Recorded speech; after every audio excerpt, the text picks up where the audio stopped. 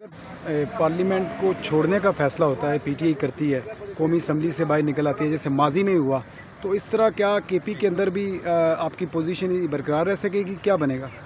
देखिए, अगर ये लोग पार्लियामेंट से निकलने का ये सोचते हैं तो ज़िमनी इंतखाबात होंगे, उसके ऊपर और भी मेंबरान आ जाएंगे। अगर केपी में भी ये काम करते हैं तो जिसने रिज़ाइन देना है, अगर ये लोग वही वज़ीर आला कह देता है कि असम्बली तोड़ दे और दोबारा अगर उसमें गवर्नर राज आ जाती है या दोबारा इलेक्शन हो के दोबारा इस तरह कोई हो जाता है, लेकिन सुबह चलेगा, कानून वो होगा, ये इस तरह नहीं है। माशाल्लाह आज मैं मुबारकबाद देती हूँ फील्ड मार्शल का, उसका नोटिफिकेशन हो चुका है और उसने बता दिया है कि अब मुल्क जो है उसके उड़ान ऊपर ही होगा। तो चाहे इधर है और चाहे वो केपी में है, पाकिस्तान आगे जाएगा। अच्छा, पाकिस्तान आगे जाएगा, लेकिन ये पीटीआई की एहतजाज की सियासत जारी रहेगी या क्या बनेगा इसका? क्या देखिए, फ्यूचर होगा? अगर इंडिया की एहतजाज है या इंडिया की जो बोल रहे हैं कि सोशल मीडिया पे या जिस तरह बढ़ के मोदी ने मारे हैं या अफगानिस्तान वाले कुछ कह रहे हैं, लेकिन हमें अपने इदारों पे, अपने फ़ौज पे, फील्ड मार्शल साहब पे यकीन है कि आगे से अब जो हमारे बुरे दिन थे वो ख़त्म हो गए हैं। हमें सबका पता चल गया है, हर पार्टी के और मुल्क की तरक्की का भी पता चला है और अब हमारा मुल्क आगे जाएगा। आखिर में ये बता दें कि केपी के अंदर जो अगला इक़्तिदार है वो क्या दोबारा पीटीआई लेने में कामयाब होगी या दोबारा दूसरी पार्टियां, नून लीग और दीगर पार्टियां आ जाएंगी? देखिए, अभी देखते हैं कि अगर ये अभी 13 साल है और या इसको 14 साल पे लेके जाते हो या 15 साल पे, 15 साल में पीटीआई ने किया क्या है हमारे सूबे में। बिलियन ट्री का जो ये बता रहा है कि हमने 1 खरब दरख्त लगाए हैं, अगर ये मौसमियात के लिहाज से आप देखें तो हमारे सूबे में आपको किसी को 1 खरब के दरख्त नज़र आ रहे हैं?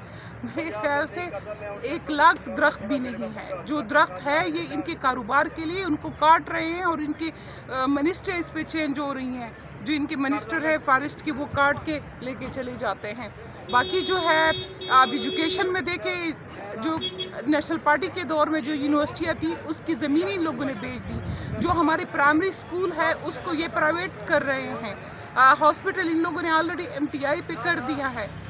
सेहत कार्ड का आप देखें, जिसका अगर एक बंदे के एक फैमिली के सेहत कार्ड में 5 लाख रुपए होते हैं, अगर उसमें एक बंदा बीमार हो जाता है तो अगर उसकी 10,000 का बीमारी होती है तो वो प्राइवेट हॉस्पिटल वाले, उनसे आपको पता है, उससे लाखों में रुपए निकाल देते हैं उनकी, जिससे हम गरीब का जब इनकी फिर ज़रूरत होती है, जैन मन उसकी फैमिली की पूरी फैमिली में 5 लाख रुपए, ये नहीं है कि एक बंदे के लिए।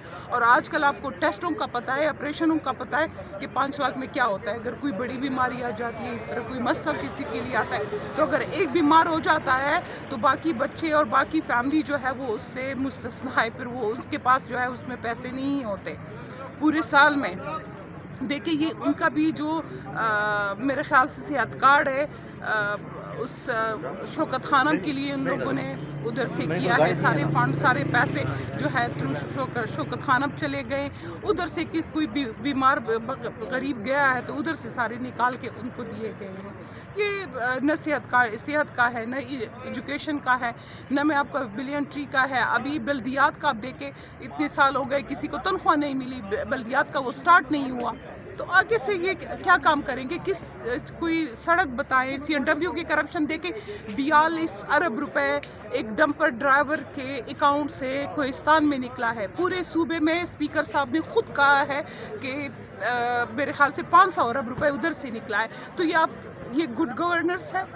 इसकी असम्बली सेशन जो है 2 साल से 22 लाख रुपए हमारे एक सेशन के दिन पे खर्च होता है, और इन असम्बली सेशन में एजेंडा जो है वो स्टार्ट में जो मौलाना साहब के उसके बाद जो है ना, स्टार्ट में ही स्पीकर साहब कह देते हैं कि एजेंडा जो है वो आज नहीं होगा, आज जो है अमन और अमान पे बात करेंगे। और फिर अमन और अमान की बात क्या होती है? एक इदारे के पीछे ये लगे हुए हैं। मैंने बार बार इनको कहा है, एक नोटिफिकेशन लिख दे कि हमें फौज नहीं चाहिए। अब गिले क्या कर रहे हो? डी चौक का हमारी असम्बली से 2 साल से डी चौक का स्टेज बना हुआ है, तो अब मैं किस चीज़ पे आऊँ और किस की बात करूँ? اگر اس کے باوجود اگر عوام دیتی ہے تو یہ ووٹ دیتی ہے تو میں آپ کو یہ سمجھوں گی کہ یہ خیبر پختونخوا کی بدقسمتی ہے. اور میں یہ سوچ رہی ہوں جس طرح افغانستان جو ہے وہ خراب ہو چکا ہے اور تباہ ہو چکا ہے ان کی پالیسیز اور اس کی وجہ سے، جس طرح وہ لوگ